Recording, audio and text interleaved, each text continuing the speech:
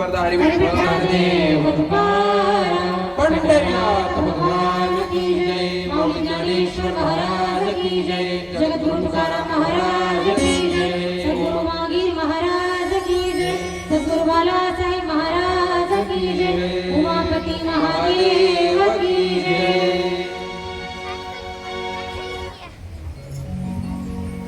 असं भजन जरी केलं महाराज तरी देखील काय होतं, आपला अभिमान वाढतं. पण वाढलेला अभिमान भगवंताला जमत नाही. याच्याकरता महाराज या ठिकाणी नारदांची एक कथा या ठिकाणी शिवमहापुराणामध्ये सांगितली. नारद देखील काय असंच अखंड भगवंताचं भजन करणारे आहेत, अखंड भगवंताचं मुखामध्ये नाम ठेवणारे आहेत. नारायण नामाशिवाय नारदांची दुसरी काही संसारिक चर्चाच नाही, बरोबर ना.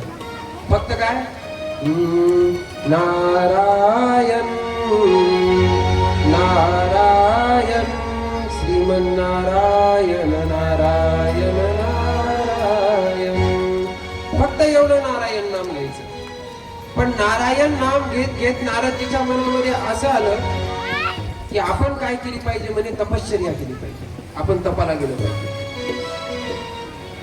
आता तप करणं चांगली गोष्ट आहे.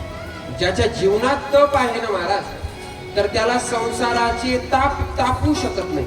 म्हणून जीवनात काय पाहिजे, तप पाहिजे. तसं नारदजी गेले तपाला, आणि तपाला गेल्याच्या नंतर एका वनामध्ये बसले आणि अखंड त्या भगवंताशी काय केले, आता अनुसंधान साधलेलं आहे. अगोदर तरी भ्रमण करत काय करायचे, नारायण नाम घ्यायचे. पण आता एका जागेवरती बसलेले, अन्नाचा त्याग केलेला आहे, पाण्याचा त्याग केलेला आहे, फक्त वारं पिऊन म्हणजे ऑक्सिजनवर फक्त आता नारदजीची काय चालू आहे, तपश्चर्या. तप करत करत करत महाराज आता अंगावर वारुळ चढायला लागलं. कोणाच्या, नारदांच्या. आता मग वारुळ चढायला लागल्याच्या नंतर त्या इंद्राला संकट पडलं. इंद्र म्हणला की जर नारदजीने तपश्चर्या केली आणि नारदजीची तपश्चर्या पूर्ण झाली, नारदांनी जर स्वर्ग मागून घेतला तर मी तर भिकारी होईन येरवाळी. कारण कोणीही तपश्चर्या करायला निघालं की पहिलं संकट कोणावर पडतं, इंद्रावर. इंद्र त्याची तपश्चर्या पूर्णच होऊ देत नाही. इंद्राने काय केलं, नारदांच्या तपश्चर्येमध्ये भंग पाडण्याकरता स्वर्गातले जे गंधर्व आहेत त्यांना आणि ज्या अप्सरा आहेत त्यांना काय केलं, या मध्य लोकावरती पाठवले की जा म्हणे, जाऊन काय करा, नारदाची तपश्चर्या भंग करा. आता त्या अप्सरा आली, रंभा, उर्वशी, मेनका, या सगळ्या अप्सरा आल्या आणि नारदाच्या समोर नाचायला लागल्या. सुंदर असं गायन चालू आहे, त्या अप्सरा नृत्य करता आहेत. पण नारद यत्किंचितही त्या अप्सरांना पाहून भुलले नाही भुलले नारद. आता नाचून नाचून नाचून मला सांगा किती वेळ नाचणार त्या अप्सरा. बरेच दिवस नाचल्या ना, पण नारदांचं काही अनुसंधान कुठं झाले. मग कंटाळून कंटाळून महाराज निघून गेल्या स्वर्गात. इंद्राला जाऊन सांगितलं की इंद्र, देवराज, ते नारद ते काय आपल्याच्यानं झुकण्यासारखे दिसणं झालेत म्हणे. कारण ते तपश्चर्यामध्ये एवढे लीन झाले की त्यांनी डोळा उघडून सुद्धा माझ्याकडे पाहिलेलं नाही. इंद्र म्हणला आता तर अवघड काम झालं म्हणला. नारदानी तपश्चर्या पूर्ण केली, नारदानी स्वर्ग मागितला, म्हणजे आता अवघड काम झालं म्हणजे आपलं. मग काय करू काय करू काय करू काय करू म्हणून काय केलं, इंद्राला एक युक्ती लक्षात आली. कारण ज्या वेळेला भगवान शंकराचा पार्वती मातेबरोबर विवाह करायचा होता, त्याच्या अगोदर सती माता ही दक्षाच्या यज्ञामध्ये तिने स्वतःच्या प्राणाची आहुती दिली. मग आता भगवान शंकराचा विवाह करायचा आहे पार्वती मातेबरोबर. पण आता भगवान शंकराला समाधीतून बाहेर आणणार कोण? कारण जे बी जाऊन भगवान शंकराला हात लावील आणि जर भगवान शंकराला राग आला आणि तिसरं नेत्र उघडलं तर ते समोरचं जळून भस्मच होणार. काय करावं म्हणे बाबा, तर कामदेवाला बोलवलं होतं आणि कामदेवाला सांगितलं काय करा तुम्ही, भगवान शंकराच्या हृदयावरती काम बाणाचा प्रयोग करा. आणि त्या कामाने बाणाचा प्रयोग केला पण काम जाळून टाकला भगवान शंकराने. मग ते आठवलं कोणाला, इंद्राला. इंद्र म्हणला काम बाणापासून काम बाणाचा प्रभाव त्रिलोकीनाथ असणारे भगवान शंकर त्यांच्यावर झाला, नारदावा काऊन होणार नाही. कामदेवाला बोलवलं. कामदेव आला महाराज. त्या कामदेवाच्या पत्नीचं नाव आहे रती. त्या रतीला सोबत घेतलेला आहे कामदेवानी आणि त्याचा मित्र आहे वसंत. वसंत, कामदेव आणि रती हे तिघ जण नारद ज्या ठिकाणी तपश्चर्या करायला लागले त्या ठिकाणी येऊन पोहोचले. आता पोहोचल्याच्या नंतर कामाने काय केलं महाराज, त्या वसंताला सांगितलं की अगोदर काय कर, तू हे जे वातावरण आहे तर हे वातावरण काय कर, प्रफुल्लित कर. म्हणजे काय होईल, कामबाणाचा नारदावर पटकन प्रभाव होईल. म्हणून त्या कामाने काय सांगितलं की वातावरण प्रफुल्लित, म्हणजे वातावरण आधी सुंदर केलं कोणी, त्या वसंताने. मग कामदेवाने काय केलं, आपला जो कामबाण आहे, कामाकडं 5 बाण आहेत. कामदेवाकडे किती बाण आहेत? 5 बाण. रोचन, मोहन, पोषण, हर्षण आणि मारण असे कामाच्या 5 बाणांची नाव. आणि त्याच्यापैकी एक जरी चालला तरी माणूस घायाळ होऊन जात असतो, बरोबर ना. पहिला बाण आहे रोचन, मोहन, हर्षण, त्याच्यानंतर पोषण आणि मारण, हे कामाचे 5 बाण आहेत. तर कामाने काय केलं महाराज, पहिल्या बाणाचा प्रयोग नारदावर केला. पण जसा नारदावर प्रयोग केला, पहिला बाण निष्फळ ठरला. नारदावर त्या कामाच्या बाणाचा प्रयोग झाला नाही. दुसरा बाण चालवला, दुसऱ्याही बाणाचा झाला नाही. तिसरा, चौथा आणि 5वा. 5ही कामदेवानं काय केले, नारदावर बाण चालवले, पण नारद समाधीतून बाहेर आले नाही. कामदेव हारला.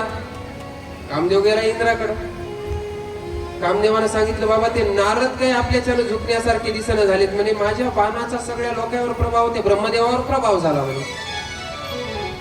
कारण ब्रह्मदेव, ते मी उद्याच्या कथेत सांगून तुम्हाला. ब्रह्मदेवाचा पुत्रच आहे हे कामदेव, पण बापावरच काय केलं, आपल्या बाणाचा प्रयोग केला आणि ब्रह्मदेव आपल्या मुलीच्या मागे लागला. ही कथा तुम्ही ऐकली असेल, नसेल ऐकली तर उद्या मी सांगणार. मग कामातून ब्रह्मदेव झाला, पण या नारदाला काहून काही फरक पडेना. आता कामदेवाचा इगो सगळ्यांमध्येच असतं. इगो म्हणजे काय, अभिमान. त्या कामदेवाचा अभिमान दुखावला. कामदेव म्हणला, पहिल्यांदा मी हरलो म्हणे कुठंतरी, असा तसा मी हरणार नाही म्हणे. नाही जर नारदाला झुकिलं तर आपलं बी नाव दुसरं ठेवायचं म्हणला. कोणी प्रतिज्ञा केली, कामदेवाने. आणि इंद्र तर महाराज कटकारस्थान करण्यामध्ये माहीर होताच. इंद्र म्हणला, कामदेवा मी तुझ्या सोबत आहे, पण काही कर, पण त्या नारदाला तपश्चर्या पूर्ण करू द्यायची नाही. यांनी लई प्रयत्न केले, पण नारदांची तपश्चर्या पूर्ण झाली. नारदांची तपश्चर्या पूर्ण झाली. आता तपश्चर्या पूर्ण झाल्याच्या नंतर नारदाला एक वेगळा अभिमान उत्पन्न झाला. आपलंही तसंच होतं. आपण कुठेतरी तीर्थाला गेलो, केदारनाथ, बद्रीनाथ, गंगोत्री, यमुनोत्री, द्वारका, हे 4 धाम, तिकडचे 4 धाम, हे जर करून आलो कोणी तर बघा, ते महाराज महिनाभर डंका वाजित. कशाचा? मी 4 धाम केले, 4 धाम झाले. मग मी या मंदिरामध्ये असं दर्शन झालं, त्या मंदिरात तसं दर्शन झालं, कारण मला लय अनुभव आहे. आताच माझी कथा 2 तारखेला द्वारकेची संपलेली आणि आता अधिक महिन्यामध्ये रामेश्वरला कथा आहे. त्यावेळेला ही पब्लिक माझ्यासोबत आलेली असते आणि तेच ऐकूनच मी तर कथेत सांगत असतो. का तर त्यांनी पुन्हा म्हणू नये, ते आलेलेच असतात. कुठलं दर्शन झालं की त्याचा अभिमान वाढणार. आणि त्यातली त्यात पुन्हा आता एक नवीन प्रथा आलेली आहे. तीर्थाटन करून आलं की घरी काय करतो आपण, काय म्हणतात त्याला, उद्यापन कुठं म्हणतात, आमच्या भागामध्ये त्याला माऊंद म्हणतात. इकडे काय म्हणतात, माऊंदच म्हणतात ना.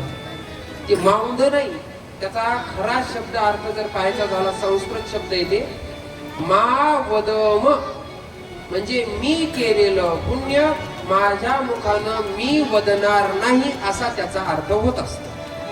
पण आपण महाराज, आपण केलेलं पुण्य सांगण्याकरता कार्यक्रम ठेवायलो, या लोकांना जेवायला, ते कसे येईल म्हणून त्याला आहेर द्यायलो. कशाला? माऊंद्याला. कीर्तन ठेवून त्याचा 16 कीर्तन करा, अन्नदान करा, पण केलेलं पुण्य सांगायचं नसतं कधी. जसं तुम्ही किती पैसे कमीता सांगता का? सख्या बायकोला सांगत नाहीत तुम्ही किती पैसे सांगतो का आपण? हात राखून ठेवलेलं असतं तिथं. त्या पद्धतीने आपण केलेलं पुण्य हे कधीच कोणाला सांगायचं नसतं. कारण का पुण्य सांगितलं की पुण्याचा क्षय होतो तिथं. स्वतःच्या मुखानं स्वतःचं पुण्य सांगायचं नाही तर पुण्य संपत. त्या पद्धतीने महाराज या ठिकाणी काय केलं, नारदालाही अभिमान झाला. नारद आता तपश्चर्या पूर्ण झाली. नारद निघाले आता कुठं वैकुंठाकडं. जे रस्त्यात दिसल त्याला नारदाने कोणी जर राम राम घातला की नारदानं म्हणायचं राम राम. त्यानं विचारलं नाही तरी नारद म्हणायचे काय, मी तपाला गेलतो. कुठे गेलतो? तपाला गेलतो. अहो म्हणे तिथं कामदेव आलता. पठ्या त्याला तो झुकला नाही म्हणे. कोण म्हणायले? हा, नारद. त्याच्यानंतर रंभा उर्वशी अप्सरा आल्या. त्यांना पठ्या झुकला नाही म्हणे. सगळे असे माघारी फिरवले म्हणला. असं सांगत सांगतच नारदाची स्वारी कुठे गेली? वैकुंठात. आता वैकुंठात गेल्याच्या नंतर त्या ठिकाणी भगवान नारायण हे शेषशय्येवर पौडलेले होते. नारायण नारायण नामाचा उच्चार आला की त्यांनी डोळे उघडले, पाहिलं समोर नारद. नारदांना विचारलं, काय नारद राव कुठे गेलते म्हणे एवढे दिवस? म्हणजे काय देवा म्हणे काय सांगू तुम्हाला, तपाला गेलतो म्हणे. कुठे गेलतो? तप करायला गेलतो. देवानं विचारलं तुम्हाला तप करायची काय गरज आहे म्हणे. तुम्हाला बायको मागायची नाही, घर मागायचं नाही, दार मागायचं नाही, मग तप कायला करायचं? नाही म्हणे तप जीवनामध्ये असणं आवश्यक आहे. ते संन्यासी असो नाही तर गृहस्थाश्रमी असो, कोणी बी असो, त्याच्या जीवनामध्ये तपश्चर्या गरजेची आहे. म्हणून मी तपश्चर्येला गेलतो. नाही ते इंद्रिय लई खतरनाक आहेत महाराज. त्यातली त्यात ती वासना जी आहे, तर वासना वढाळ गाय गड्यांनो, वासना वढाळ गाय, असं नाथ महाराज एके ठिकाणी वर्णन करतात भारुडात. ती वासना लई खतरनाक आहे. ही वासना कोणालाही सतू शकते. मग ते संन्यासी असो, गृहस्थाश्रमी असो, बालक असो, वृद्ध असो, कोणी असो. मग या वासनेला मारण्याकरता जीवनामध्ये पाहिजे तप. म्हणून मी तपश्चर्या करायला गेलतो म्हणे. देव म्हणला वा वा वा, छान छान छान. तेवढ्यात पुन्हा देवाने घेतले डोळे लावून. आता नारदाला ते सांगायचं होतं ना मोठे पण. नारद म्हणला ऐका की देवा. ते म्हणे काय? अहो म्हणे इंद्राने काय केलं, रंभा उर्वशी अप्सरा सगळे गंधर्व पाठवले म्हणे. कुठं? मी जिथं तपश्चर्या करू लागलो तिथं. कशाचं आलं म्हणे देवा? नाचून नाचून नाचून रंभांचे पाय दुखायला लागले म्हणे. पण माझी काय तपश्चर्या मी सोडली नाही. देव मला असे का? बर. देवाला अभिमान करू लागला आता. बरं एवढ्या थांबवलं नारदानं. अहो म्हणे ज्या कामाने भगवान शंकराला हरवलं त्या कामाला मी जिंकलो. कोण म्हणायला लागले? नारद. तुम्ही मला उत्तर देत जा म्हणजे मला कळतं तुम्ही कथेतच आहेत का शेतात फिरायला. नाही तर बऱ्याच वेळेला होतं इथं शरीर बसलेलं असतं आणि हे शेतात फिरतं. म्हणून तुम्ही सगळे शेतातच आहेत ना? हातवरी करा बरं किती जण शेतात आहेत.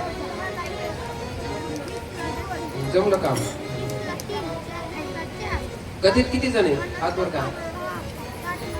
प्रेम से बोलो हर हर. हे मधातून काऊन म्हणत असतो मी. ते जर समजा तिथं अर्ध्यात गेलं शेताच्या रस्त्यानं हर हर महादेव म्हणलं की पुन्हा वापस येतो. कुठं? कथेत. म्हणून ते म्हणावं लागतं मधात मला. हा कुठं होतं आपण आता? कथेत. कथा कुठं चालू होती? मंडपात. आता मी तुम्हाला वैकुंठात नेलतो. कुठे गेलतो आपण? वैकुंठात गेलो. आणि वैकुंठात जाऊन नारदांचा भगवान विष्णूचा संवाद ऐकायला लागलो. म्हणे त्या कामदेवानं भगवान शंकराला हरवलं पण पठ्या त्या कामाला सुद्धा झुकला नाही. देव म्हणले बापरे. देव म्हणले नारदा मला म्हणलं असतं म्हणला म्हणे असं दुसरं कोणाला म्हण नको बरं. काय की ज्या भगवान शंकराला कामानं हरवलं त्या कामाला मी विजयी केलं. कारण नारद ज्या वनामध्ये बसले होते ना तपश्चर्याला, त्या वनाला वरदान होतं. भगवान शंकराने तिथं काम जाळून भस्म केलेला होता. आणि भगवान शंकराने त्या वनाला वरदान दिलेलं होतं की जो कोणी या वनामध्ये तपश्चर्या करील तर त्याच्यावर काम प्रयोग करणार नाही. पण आता नारदाला वाटू लागलं मीच पुरुषार्थ कमवलाय. वाढला अभिमान. आपलं बी तसंच होत असतं. मला सांगा पंक्ती जे देतो आपण तर ते पंक्ती देण्याकरता सामर्थ्य आपल्याला कोणी दिले? हा? देवानं दिलं ना. पण अभिमान कोण घेतो? आपण. जर समजा आपल्याला तेवढं समर्थ बनवलंच नसतं भगवंतानी, तेवढं श्रीमंत बनवलंच नसतं आपल्याला की आपण दान धर्म करू शकू, काय केलं असतं आपण? हा? काय केलं असतं? काहून हसायल्या मावशी? मला बी सांगा, मी बी हसतो जरा. त्या म्हणायला महाराज चहा आणू का? पण मी चहा पेत नाही. हा, दूध जर कोणी आणून देत असलं तर ते घेऊ शकतो मी. प्रेम से बोलो हर हर. पण आता नारद वैकुंठावर जसे निघाले महाराज, तशी आधी स्वर्गात गेली. कारण इंद्राची मजा बघायची होती. कोणाला? नारदाला. नारद म्हणला, इंद्र समजते काय म्हणे स्वतःला? माझी तपश्चर्या भंग करण्याकरता त्या रंभा उर्वशीला पाठवलं म्हणे. पण मी काय झुकलो का काय म्हणे? चला म्हणे इंद्राला जाऊन बोलू म्हणे. आता इंद्राकडे गेले. तिथं कामदेव बसलेलाच होता महाराज. आता ते बोलून चालू, इंद्र इंद्र आहे. बरोबर ना? राजकारणामध्ये प्रवीण आहे ते. जसे नारद दिसले महाराज, तसं इंद्राणी म्हणे वा वा वा म्हणे, भक्तवर्य नारद तुमचं स्वागत आहे, स्वागत आहे, स्वागत आहे. स्वागत म्हणलं की अर्धा नारदाचा राग तिथंच गायब झाला. कारण काही लोक बघा तुम्ही, समोरच्याचा राग गार करण्यामध्ये माहीर असतात. असं गोड बोलतात ना समोरच्याचा, अर्धा राग तर तिथंच गायब होतं. तसं इंद्राणी काय केलं? आधी स्वागत केलं म्हणे, या या या म्हणे, उंच आसनावरती बसवलं म्हणे, काय तुम्ही श्रेष्ठ आहात म्हणे, तुमच्यासारखा साधू त्रैलोक्यात भेटणार नाही म्हणे. आता नारदाचा फुगा अभिमानाचा आधीच वाढलेला होता. त्याच्यात इंद्रानं हवा भरायचं काम केलं. काय केलं? तुमच्यासारखा महात्मा त्रैलोक्यात भेटणार नाही. अहो म्हणे, चांगले चांगले ऋषी मुनी या रंभा उर्वशीला भुलले म्हणे, तुम्ही भुलले नाही म्हणे. काही म्हणा म्हणे नारदजी, पण मला असं वाटायलंय की आज तुमची पूजा करावं. काय करावं? पूजा करावं. नारद म्हणे, का नाही करायची? करणं म्हणे. नारद वर बसलेलीच होते. एवढ्यात कामदेव आला. कामदेव बी स्तुती गायला लागला. कामदेव म्हणला वा वा वा म्हणे, अहो म्हणे, आतापर्यंत सगळ्या जगावर माझ्या कामबाणाचा प्रयोग होतो, पण म्हणे नारदजी तुमच्यावर कामबाणाचा प्रयोग झालाच नाही. काही म्हणा म्हणे, पण मला तुम्हाला गुरु करायचे. कोणाला गुरु करायचे? नारदांना. अशी नारदाची स्तुती केली, अशी नारदाची स्तुती केली की नारद आधीच फुगलेले होते. त्याच्या स्तुतीनं नारद अजून काय झाले? फुगले. आता हवेतच उडायला लागले. कोण? नारद. आपलं बी होतं तसं कधी कधी. काही काही लोक महिला स्तुती करतात, मंडपात स्तुती करतात, रूम मध्ये जाऊन त्याला काय येते म्हणतात. पण मी त्या स्तुतीला भुलत नाही. कधी कधी का भुलतो म्हणा, पण कधी कधी भुलत नाही. कारण खरी मनातून केलेली स्तुती कळते आणि वरून वरून केलेली स्तुती कळते. पण नियम असा सांगितला की जे भक्त आहे ना, तर भक्ताने स्वतःची स्तुती देखील कानानं ऐकायची नाही. स्वकीर्ती कानीनं ऐकावी, पूज्यता डोळ्यानं देखावी. म्हणजे स्वतःच जर कोणी पूजन करत असेल तर ते डोळ्यानं सुद्धा पाहू नये, पुण्याचा क्षय होतं. आपली जर कोणी स्तुती गात असेल तर ती स्तुती गाऊन जर आपला अभिमान वाढला तर तिथं आपला पुण्याचा क्षय होतो. म्हणून साधू संत स्तुती ऐकली तरी भगवंताची, स्वतःची स्तुती ऐकत नाही तर जगाची स्तुती ऐकत नाही. आता नारदाची स्तुती केली. स्तुती करत करत करत कामदेवानं काय केला महाराज? नारदाच्या कानातून हृदयात प्रवेश केला. कशाच्या माध्यमातून? स्तुतीच्या. म्हणून स्तुती जे करायला तिथं समजायचं खतरा आहे. आमचे महाराज आम्हाला नेहमी म्हणायचे, मला म्हणायचे लोकांच्या नादी कधी लागायचं नाही. कारण लोक काय करतात? आज लोक महाराज करतात आणि तेच लोक उद्या पोतराज करून दारोदारी भीक मागायला बी पाठवतात. म्हणे एवढे लोक खतरनाक असतात. म्हणून लोक पूजा जरी करीत असतील त्या पूजेकडे बघायचं नाही म्हणे, आणि लोक निंदा जरी करत असतील तर त्या निंदेकडेही बघायचं नाही, त्यांचा विचार करायचाच नाही. आणि बहुतांश लोक काय करतात? विचार करतात. कोणाचा? चार लोक काय म्हणतील. तुम्ही म्हणता का नाही असं की बाई महाराजाचं काय, त्याच्या नाही मागणं पुढं कोण, ते उड्या जरी मारले आणि काही केले तरी काय चालतंय त्यांचं. पण भाई आपण जर कथेत उठून जर भजनामध्ये नाचू लागलो तर 4 लोक काय म्हणतील, असं किती जणी म्हणायला आता इथं बसल्या बसल्या. 4 लोक काहीच म्हणत नसतात. ते 4 लोक मला अजून भेटले नाही तो की हे नेमके 4 लोक म्हणतात कोण. आपण तुम्ही ऐकलं असं खूप जणांच्या कानात म्हणजे तोंडातून काय नाही बाई 4 लोकांचा विचार केला पाहिजे. पण ते 4 लोक तुम्हाला भेटले का अजून, कोणाकोणाला भेटले हातवरी करा बरं. एकालाही भेटले नाही ना. बरं किती लोक म्हणतात की 4 लोकांकडे बघून जगावं लागतं, तिने हातवर करा. सगळेच म्हणतात की 4 लोक काय म्हणतील, 4 लोक काय म्हणतील. ते 4 लोक ना त्याला माहिती येतं नाही याला माहिती येत, पण मला माहिती आहे 4 लोक काय करतात. 4 लोक काही करीत नाही, खांद्या उचलतात, मसनवाट्यात नेतात, गाडी लावतात आणि घरी वापस येतात. 4 लोकांचं काम एवढंच आहे फक्त. काय म्हणणं आहे तुमचं याच्यात. मग जे गाडी लावायला आपल्याला त्याचा विचार आपण कशाला करायचा, प्रेम से बोलो हर हर. 4 लोक काहीच करू शकत नाहीत याच्या पलीकडे. आतापर्यंत जेवढे पोहोचून आला स्मशानात, ते पोहोचवण्याकरता हेच 4 गेलेले होते ना, ज्याचा आपण आयुष्यभर विचार केला. आणि त्या 4चा विचार करीत करीत भजन बी केलं नाही माणसाने. आणि त्या 4 लोकांना काही केलं नाही, तिथे गेले, काडी लावली आणि काडी लावली ती लगेच म्हणे चला उठा आता, चला घरी, बघा आपली आपली काम. म्हणून भजन करत असताना 4 लोकांचा विचार करायचा नाही. 4 लोकांचा विचार कुठं करायचा, पाप आचरण ज्या वेळेला आपण करायलो त्यावेळेला 4 लोकांचा विचार करा. व्यभिचार ज्या वेळेला करायलो त्यावेळेला 4 लोकांचा विचार करा. कोणाची निंदा करायलो त्यावेळेला 4 लोकांचा विचार करा. भजन करत असताना 4 लोक विचार करायचा नाही. काय म्हणायचे म्हणू द्या. मीराबाईला नावं ठेवली, जनाबाईला नावं ठेवले, मुक्ताबाईला नावं ठेवले, तर आपण किस खेत की मुली म्हणायचं. आपल्याला काऊन नावं ठेवणार नाही, ठेवणार. नावं ठोंठून त्याचं तोंड गळून येते, गपच बसतात, नंतर पुन्हा काही बोलत नसतात. त्याच्यामुळं भजन करत असताना अजिबात भजनात लाजायचं नाही. प्रेम से बोलो हर हर. कारण आपण धर्म कार्य करायलो, आपण भगवंताचं कार्य करायलो. आणि याच्यामध्ये मागं काय राहायचं, भांडण करताना कोणची बाई विचार करते का 4 लोक काय म्हणतील. मग तर आवाज स्पीकरची गरज पडत नाही, बिना स्पीकरचा 4 गलीला जाते की नाही. तुमच्या गावात बाया भांडणं करते की नाही. आमच्या परभणीतले करतात बाबा, तुमच्या इकडे करतात का नाही, करत नाहीत ना. चांगलं गाव आहे, टाळ्या वाजवा एकदा तुमच्याकडला.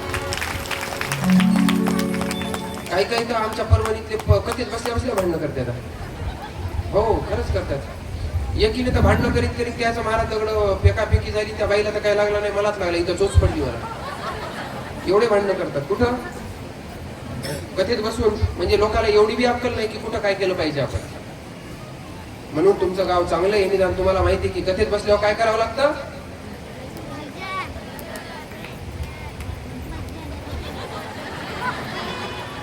कथेत बसल्यावर काय करावं लागतं, म्हणजे भोजन करावं लागतं कथा झाल्यावर. आणि भोजन करून घरी जायचं असतं, बरोबर ना. पुन्हा हरिपाठाला यायचं असतं ना वापस. भजन करायचं का भोजन करायचं, भजन करायचं. प्रेम से बोलो हर हर. म्हणून आता इथून पुढे सावध व्हायचं. आपली जर कोणी स्तुती करू लागलं की समजायचं धोका इथं. इथं काय धोका आहे, कारण हे स्तुती करीत करीत कवा खड्यात येऊन ढकलीन आपल्याला काही सांगता येत नाही. नारदाची स्तुती केली महाराजांनी, कामदेवानं स्तुतीच्या द्वारा कानातून हृदयात प्रवेश केला.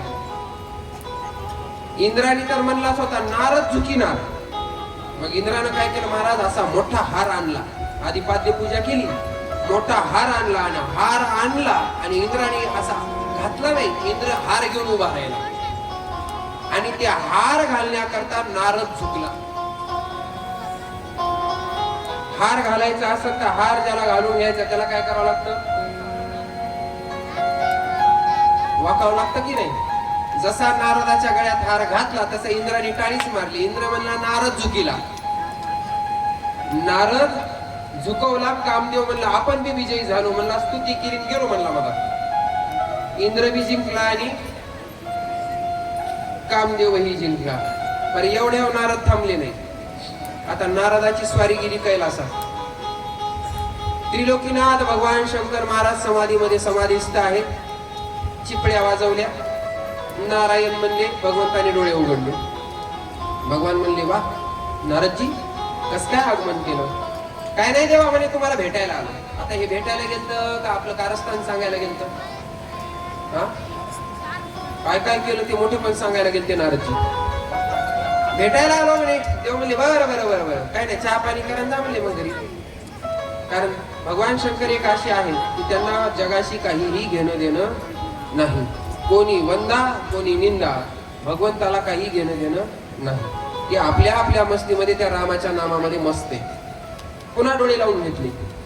आता नारदाला वाटलं होतं की देव विचारतील मला काहीतरी, कसं आहे का आहे काय चाललंय काय नाही, जसं आपण विचारतो कोणाला भेटलं मग बरं आहे का काय म्हणतो आपण, बरं आहे. खरंच बरं असते का? हा आतापर्यंत तुम्ही जेवढ्या जेवढ्यांना भेटला तेवढा पहिला प्रश्न काय असतो? मग बरं आहे का? मग सांगणार काय सांगतं? आनंद आहे. काय आनंद आहे? खरंच आनंद असतं का उगं म्हणावं लागतं? उगं म्हणायचं असतं. खरंच ते आनंदात नसतं. तसं नारदाला वाटलं मला विचारते देव. देवाने काहीच विचारलं नाही. देवाने घेतले डोळे लावून. पुन्हा नारद म्हणले देवा ऐका की. देवाने पुन्हा डोळे उघडले. म्हणे काय?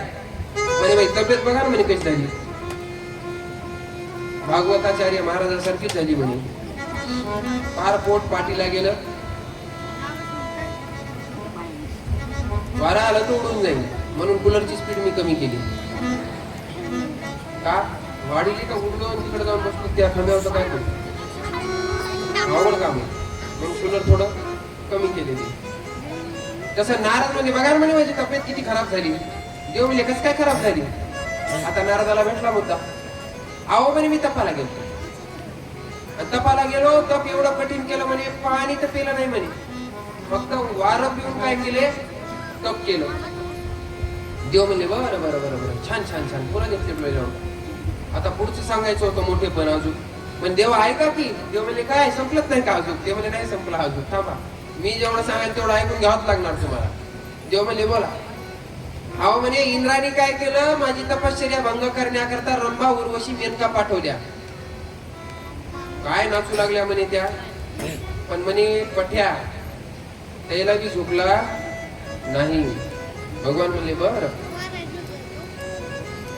अहो म्हणे त्याचा पुढचा आहे का?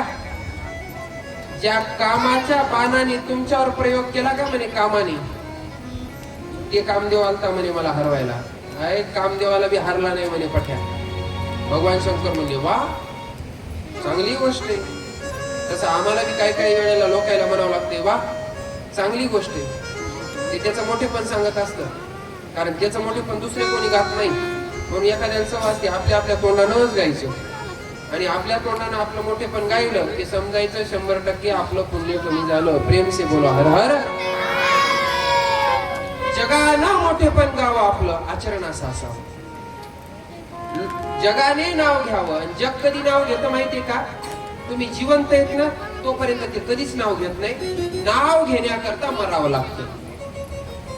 नाव घेण्याकरता काय करावं लागतं?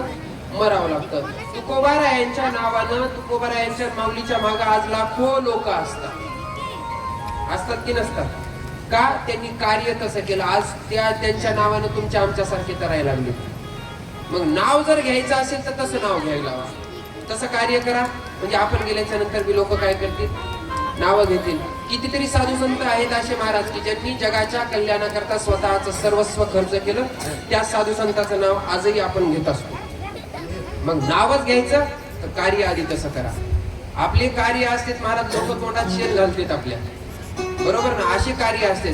कारण कोणाचा बंगला बांधला की याचं पोट दुखणार. कोणी गाडी घेतली की याचं पोट दुखणार. कोणाची प्रगती झाली की याचं पोट दुखणार. मग असं जर आपलं आचरण असेल तर मग मला सांगा आपलं नाव कोण घेणार आहे? कारण जे पेरतात तेच उगवत असत. का शेतामध्ये होत असं की तुम्ही बटाटे लावले आणि त्याला भुईमुग आले? हा, आंब्याचं झाड लावलं आणि त्याला पपया काढायला गेला? होतंय असं? जे पेरतात तेच उगवतं. तसं जर तुम्हाला